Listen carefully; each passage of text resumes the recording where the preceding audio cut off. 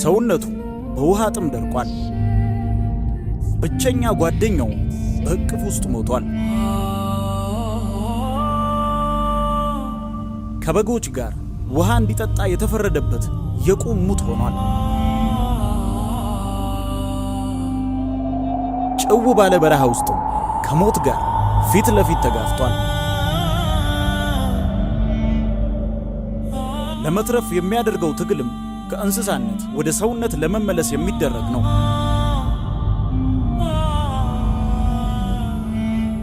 ታሪኩን እስከ መጨረሻው እንድትከታተሉ እየጋበዝን ለቻናሉ አዲስ ከሆናችሁ ሰብስክራይብ በማድረግ ቤተሰብ ይሁኑ። ታሪካችን የሚጀምረው በሳውዲ አረቢያ በረሃ ውስጥ ሲሆን ዋና ገጸ ባህሪያችን ነጂብ በከፋ ሁኔታ ውስጥ ሆኖ በጎች ከሚጠጡበት ቦታ ውሃ ሲጠጣና እጅጉን ተዳክሞ እናያለን። የዚህን ሰው ታሪክ ለመረዳት ደግሞ ጥቂት ወደ ኋላ መመለስ አለብን። ነጂብ ከልጅነት ጓደኛው ሐኪም ጋር አየር ማረፊያ ውስጥ ነው።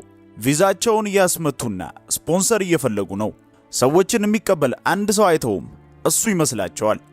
ነገር ግን ለሌላ ሰው የመጣ ነበር። የሚቀበላቸውን ሰው ስልክ ቁጥሩን ይዘው ለመደወል ቢሞክሩም ቀኑ አርብ በመሆኑና በሀገሪቱ የረፍት ቀን ስለሆነ ቢሮዎች ሁሉ ተዘግተዋል። አሰሪያቸው እስኪመጣ ድረስ ወደ ውጭ ወጥተው ሲጠባበቁ ጣሊብ የተባለ ሰው መጥቶ በአረብኛ ስማቸውን ይጠይቃቸዋል። እነሱ ህንደኛ ብቻ ስለሚናገሩ አንድም ቃል ሊረዱት አልቻሉም። እሱ ግን ቪዛቸውን አይቶ ወደ መኪናው እንዲገቡ ያዛቸዋል። መጀመሪያ ላይ ነጂብ ውሃ ቢጠይቅም አሰሪው ሊረዳው አልቻለም። ይልቁንም እንዲገቡ ይጮህባቸዋል። ነጂብ መጀመሪያ ላይ እምቢ ይላል።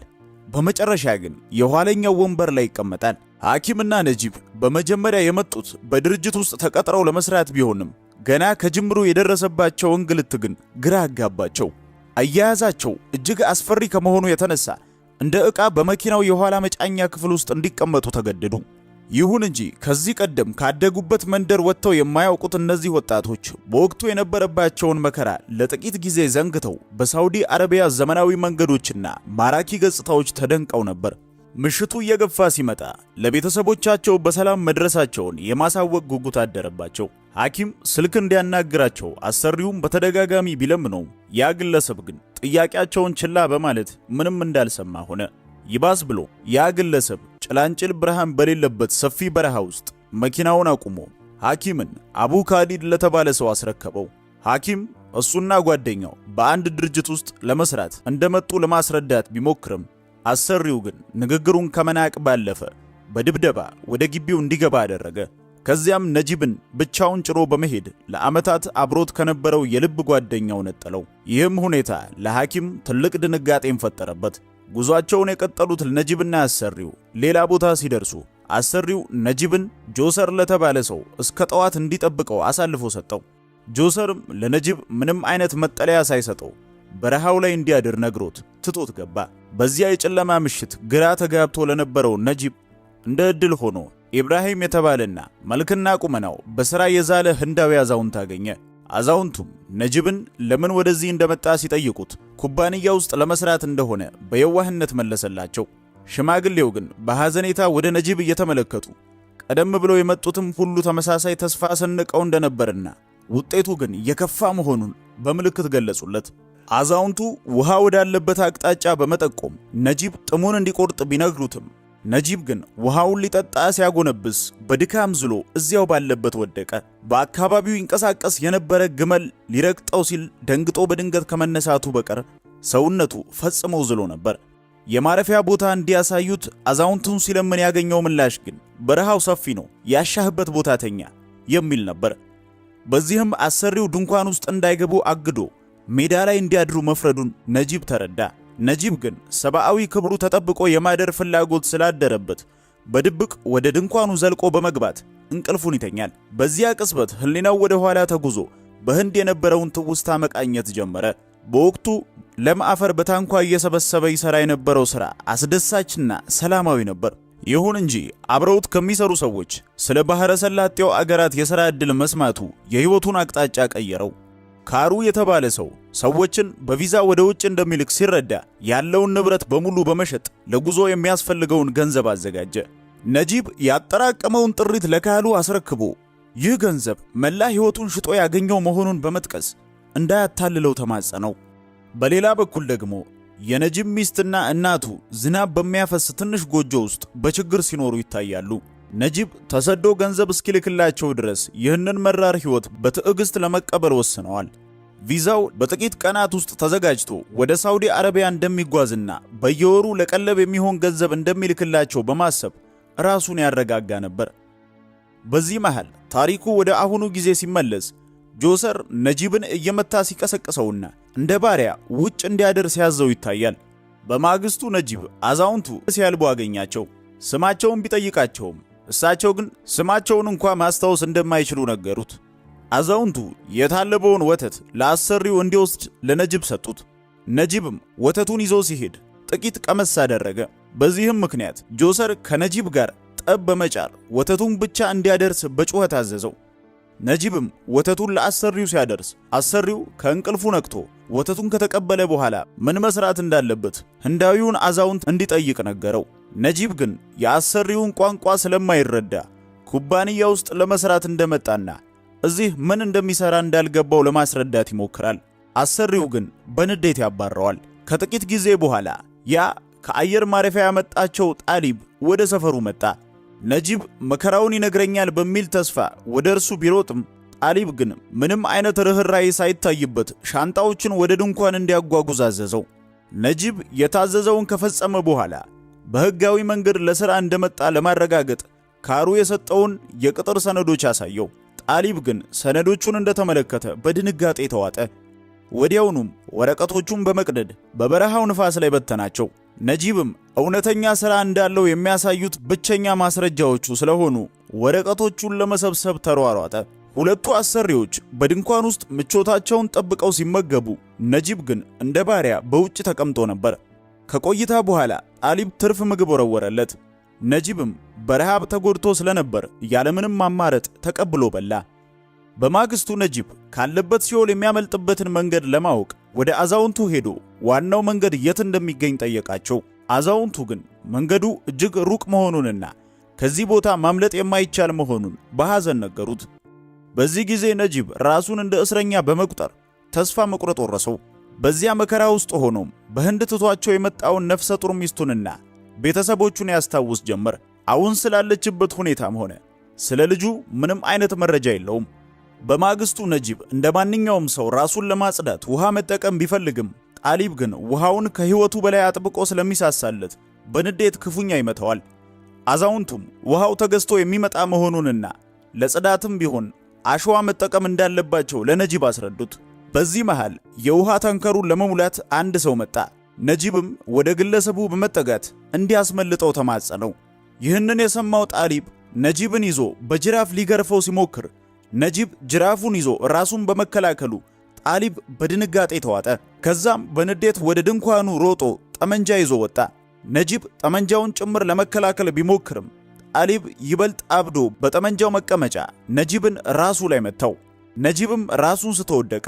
ነጂብ ራሱን በሳተ ቁጥር ወደ ኋላ በትዝታ ይጓዛል። ከሚወዳት ሚስቱ ጋር ያሳለፋቸውን ውብ ጊዜያትና በችግሩ ወቅት ከጎኑ ሆና የሰጠችውን ብርታት እያስታወሰ በህልሙ ይቃኛል። ነገር ግን ከህልሙ ሲነቃ የሚጠብቀው መራር የሆነው የበረሃ ኑሮ ነበር። ሜዳ ላይ ሆኖም ምርር ብሎ ያለቅሳል። ወደ አዛውንቱ ሄዶ እዚህ ከመጡ ምን ያህል ጊዜ እንደሆናቸው ሲጠይቃቸው እሳቸው እዛ የመጣ ሰው ተመልሶ እንደማይወጣ ብሎም ይህ ቦታ በካርታ ላይ የማይታወቅና ማንም ስለነሱ የሚያውቀው ነገር እንደሌለ ተስፋ አስቆራጭ ምላሽ ሰጡት። በማግስቱ ነጂብ በአሰሪው ጩኸት ከእንቅልፉ ነቃ። አሰሪው ፍየሎችን እንዲያልብና ወተቱን እንዲያመጣለት ትዕዛዝ ሰጠው። ነጂብ ገና ከማለዳው ድብደባ እንደደረሰበት አዛውንቱ የት እንደሄዱ ቢጠይቅም ምንም ምላሽ አላገኘም። አሰሪው ፍየል እንዴት እንደሚታለብ ካሳየው በኋላ ነጂብም ስራውን ጀመረ። በዚህ መሃል ሁለት በጎች ሲታገሉ አይቶ ሊገላግላቸው ይሞክራል። ሁለቱም ግን ክፉኛ አቆሰሉት። አሰሪውም በጎቹን ለማስፈራራት ወደ ሰማይ ተኮሰ። ነገር ግን መሬት ላይ ወድቆ ለነበረው ነጂብ ምንም ርህራሄ ሳያሳይ በቁጣ እየጮኸ ወደ ስራው እንዲመለስ አስገደደው። ነጂብ በጣም ስለደከመው ወደ ሕክምና ቦታ እንዲወስደው ቢለምንም አሰሪው ግን ጥያቄውን ውድቅ በማድረግ በግድ ወደ ስራው መለሰው። ቀናት እያለፉ ሲሄዱ ነጂብ ተስፋ በመቁረጥ ሙሉ በሙሉ ለባርነት እጁን ሰጠ። አንድ ቀን በመኪና መስታወት ውስጥ ራሱን ተመልክቶ በሆነው ነገር ክፉኛ ደነገጠ። ክቡር ሥራ ለመስራት የመጣ ሰው ዛሬ ለበጎች እረኛና ባሪያ ሆኖ ራሱን አገኘው። ጣሊብም መጥቶ ውበትህን እያደነክ መሆኑ ነው ሲል ተሳለቀበት። ነጂብ በሐዘን ተውጦ በስብርባሪ መስታወት ጺሙን ለመላጨት ሲሞክር እንባው ይፈስ ነበር። ይሁንና አሁን ቀናትን መቁጠር አቁሟል። እዚያ ከመጣ ምን ያህል ጊዜ እንደሆነውም አያስታውስም። መጨረሻው እንደዚያ ህንዳዊ አዛውንት ሆኖ በባርነት ዕድሜውን እንደሚጨርስም ተረዳ። ይህንን ስቃይ ለማስቆምም ራሱን ለማጥፋት ይወስናል። ከዚያም ሊዘል ሲል አንድ ትልቅ ጥቁር አሞራ በፊቱ ሲያልፍ ተመለከተ። ይህንን እንደ ፈጣሪ ምልክት ቆጠረው። ጥቂት ራቅ ብሎም ብዙ አሞራዎች በበረሃው ውስጥ አንድ አስክሬን ሲቀራመቱ ተመለከተ። ቀርቦ ሲያይም የሞተው ያ አዛውንት መሆኑን አውቆ በድንጋጤ ተዋጠ። አሞራዎቹን ለማባረር ቢሞክርም ጥቃት ሊሰነዝሩበት ስለፈለጉ ጥሏቸው ሮጠ። ነጂብ መጠለያው ወደ ሆነው አሮጌ መኪና ተመልሶ ከሀገሩ ይዞት የመጣውንና እናቱ ያዘጋጀችለትን የተበላሸ ምግብ መመገብ ጀመረ። ያ ምግብ የእናቱንና የሚስቱን ትዝታ በመቀስቀስ ሐዘን ቢጭርበትም በውስጡ ግን ከዚህ የሲኦል ኑሮ አምልጦ ወደ ቤተሰቦቹ ለመመለስ አዲስ ተስፋን አሳድሮበታል። ይሁን እንጂ በማግስቱ ለማምለጥ ያደረገው ሙከራ አልተሳካም። አሰሪው በግመል እየተከተለ ወደሱ በመተኮስ ከመንገዱ አገደው። ከዚያም ዳግመኛ ለማምለጥ እንዳያስብ የሁለት እግሮቹን አጥንት ሰበረው። ነጂብ ራሱን ስቶ ቆይቶ ወደ በጎቹ መጠለያ ተመልሶ ሲነቃ የታሰረበትን ገመድ በጭንቅ ፈታ። በከፍተኛ የውሃ ጥም ተቃጥሎ ስለነበር አቅሙ በፈቀደለት መጠን እየተሳበ ሄደና በጎቹ ከሚጠጡበት ገንዳ ላይ አብሮ ለመጠጣት ተገደደ። ይህ ትዕይንት ፊልሙ ሲጀምር የታየውና የነጂብ ሰብአዊነት ተገፎ እንደ እንስሳ መታየት የጀመረበት ዋነኛ መገለጫ ነው። ጊዜያትና ዓመታት እየነጎዱ ሲሄዱ ነጂብ ቀደም ሲል እንዳየው አዛውንት መልክና ቁመናውን ተቀይሮ የባርነት ሕይወቱን የተቀበለ መስሎ ታየ። መጨረሻውም በዚያ በረሃ ውስጥ መሞት እንደሆነ ለራሱ አረጋገጠ። ይሁን እንጂ አንድ ቀን በረዶ መጣል በጀመረበት ወቅት ለራሱ ከመጨነቅ ይልቅ አብረውት ለነበሩት በጎች በማዘን ወደ ዋሻ ውስጥ አስገባቸው። የነበረውንም ጥቂት ምግብ አብሯቸው ተካፈለ። ነጂብ በዋሻው ውስጥ በሰማው ድምፅ ተመርቶ ወደ ውስጠኛው ክፍል ዘለቀ። በሌላኛው አቅጣጫ ሲወጣም ራሱን አዲስ ስፍራ ላይ ያገኘው። እዚያም እንደሱ በሥራና በመከራ የዛለ ሰው ተመለከተ። ያ ሰው የልጅነት ጓደኛው ሐኪም መሆኑን ሲረዳም ድንጋጤና ሐዘን ተቀላቀለበት።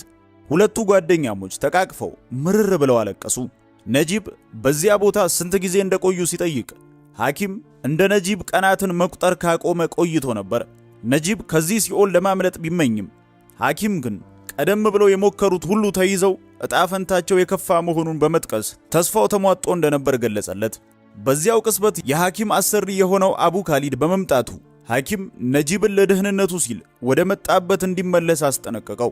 ነጂብ ጓደኛው ተስፋ ቆርጦ ለባርነት እጁን መስጠቱን ሲረዳ በሁኔታው ተከፋ። ከጥቂት ቀናት በኋላ ነጂብ ግመሎችን እያረባ ሳለ ሐኪም በድብቅ መጥቶ መልእክት የያዘ ወረቀት ትቶለት ተሰወረ። ነፋሱ ወረቀቱን ወስዶበት ሊያጣው ቢቃረብም ድንገት ጣሊብ በመምጣቱ ነጂብ ምንም እንዳልተፈጠረ መስሎ ለመቀመጥ ተገደደ። ጣሊብ ትዕዛዝ ሰጥቶት ከሄደ በኋላ ነጂብ ወረቀቱን በፍጥነት አንብቦ ሐሳቡን ተረዳ።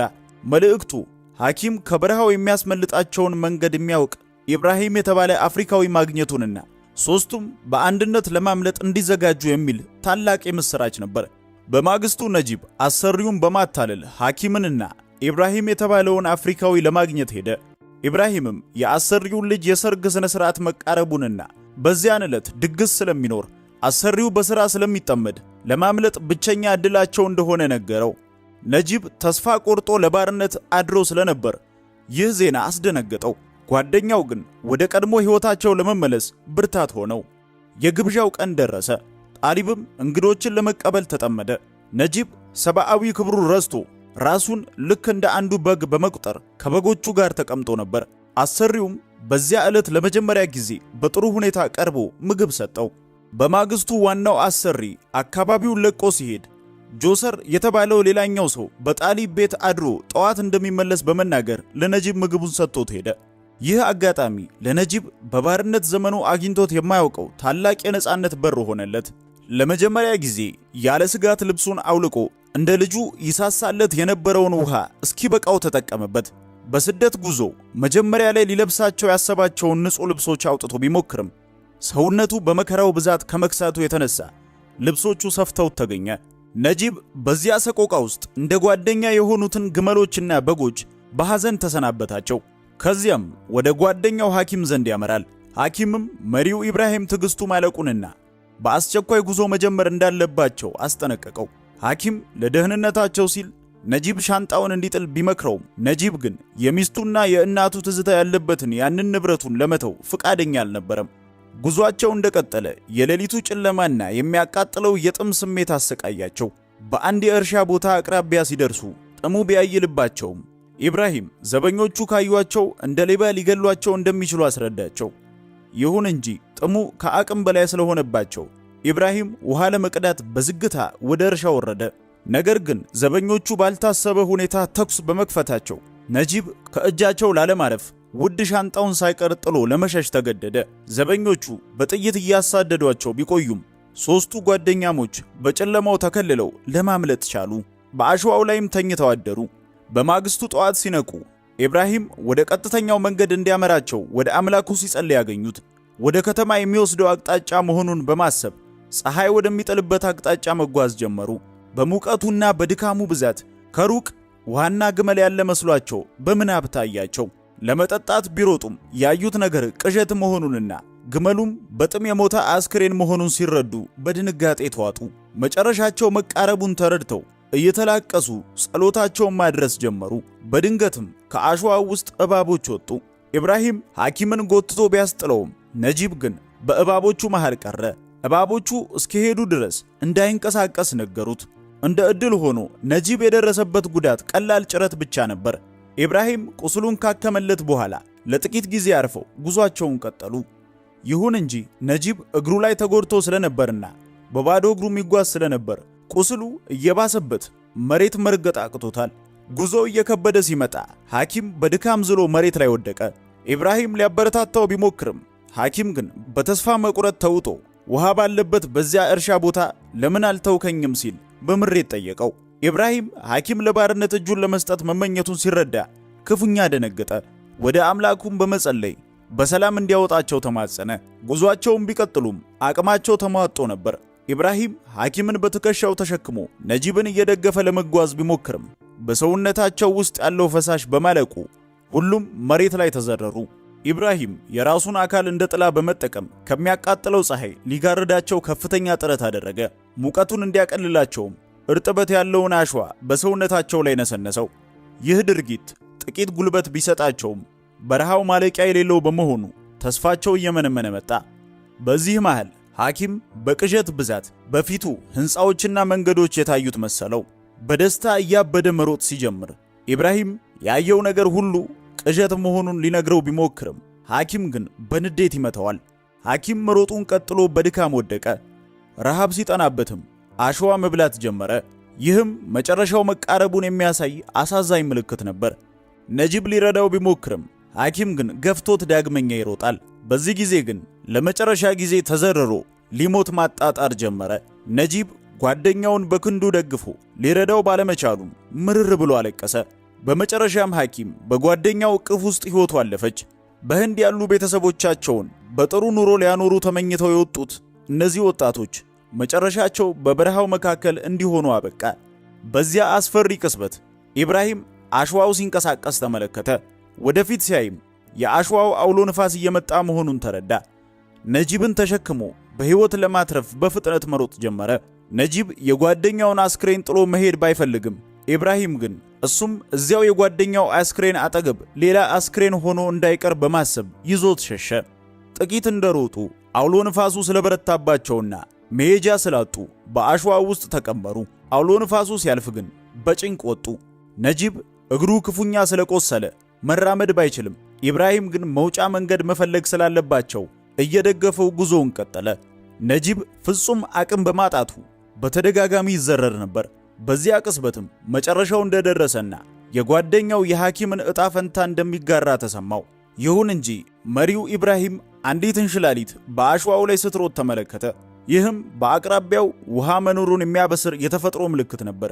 ኢብራሂም ነጂብን አበረታቶ በማስነሳትና የነበረውን ጥሪት ጉልበት አስተባብሮ በመሮጥ አንድ የውሃ ጉድጓድ አገኙ። ነጂብ በጥም ተቃጥሎ ስለነበር ውሃውን በአንድ ጊዜ ሊጨልጠው ቢሞክርም ኢብራሂም ግን የጋለና የደረቀ አካል በድንገት ብዙ ውሃ ቢቀበል አደጋ ስለሚኖረው በጥቂቱ እንዲጠጣ አደረገው። ነፍሳቸው መለስ ሲልላቸውም ኢብራሂም አንድ ባዶ ጠርሙስ አግኝቶ ለቀጣዩ ጉዞ በውሃ ሞላው።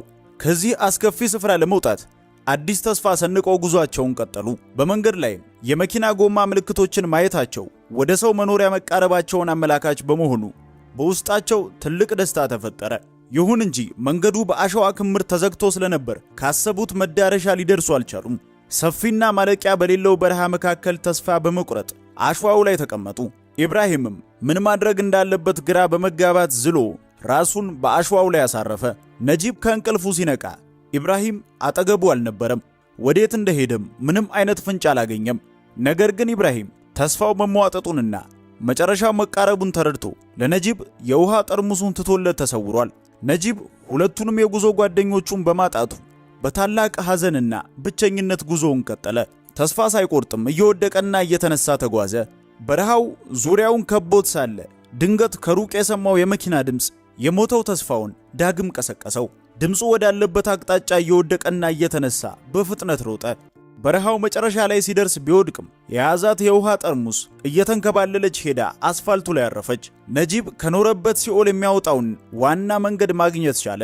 ይሁን እንጂ መልኩና ቁመናው ተቀይሮ እጅግ ተጎሳቅሎ ስለነበርና አረብኛም ስለማይናገር ያዩት ሰዎች ሁሉ እንደ እብድ እየቆጠሩት ሊረዱት አልፈለጉም ነበር። አንድ ደግ ሰው መኪናውን አቁሞ ሊረዳው ወሰነ። ነጂብ በአሰሪዎቹ ዘንድ ድብደባ ስለለመደ ሰውየው የሚመታው መስሎት ፈርቶ ነበር። ይሁን እንጂ ይህ ግለሰብ መልካም ነበር። የነጂብ መቆሸሽ ሳይገድበው በምቾት እንዲቀመጥ ፈቀደለት፣ ውሃም ሰጠው። ሰውየውም ነጂብን ከተማ ድረስ አድርሶት ሄደ። ነጂብ በከተማው ጎዳናዎች ላይ እየተንከራተተ ቢቆይም ከሰውነቱ ገጽታ የተነሳ ማንም ሊጠጋው አልደፈረም። በመጨረሻም ህንዳውያን በሚያስተዳድሩት አንድ ምግብ ቤት ደጃፍ ላይ በድካም ዝሎ ወደቀ። ሰራተኞቹ ወገናቸው መሆኑን ሲረዱ የቁስልና የጽዳት እንክብካቤ ያደረጉለት። ነጂብ በቃሉ የያዘውን ስልክ ቁጥር በመጠቀም በህንድ ከሚገኙት እናቱና ልጁ ጋር በስልክ ተገናኘ። ለዓመታት ተለይቶት የነበረውን የተናፋቂ ቤተሰቦቹን ድምፅ ሲሰማም ወደ ህይወት እንደተመለሰ ተሰማው። ጉዳዩን በህጋዊ መንገድ ለመጨረስ ወደ ፖሊስ ጣቢያ በሄደበት ወቅት ነጂብ በግድግዳው ላይ ከተለጠፉት የሚፈለጉ ወንጀለኞች ፎቶግራፍ መካከል የኢብራሂምን ምስል በማየቱ ክፉኛ ደነገጠ። ፖሊስ ስለ ግለሰቡ ቢጠይቀውም ነጂብ ግን የዋለለትን ውለታ በማሰብ እንደማያውቀው ገለጸ። በወቅቱ በፖሊስ ቁጥጥር ስር የነበሩ ያለ ሰነድ የተገኙ ሰዎች ሁሉ አሰሪዎቻቸውን ጥለው የጠፉ መሆናቸውን ለማረጋገጥ ለሳውዲ ዜጎች እይታ እንዲቀርቡ ይደረግ ነበር።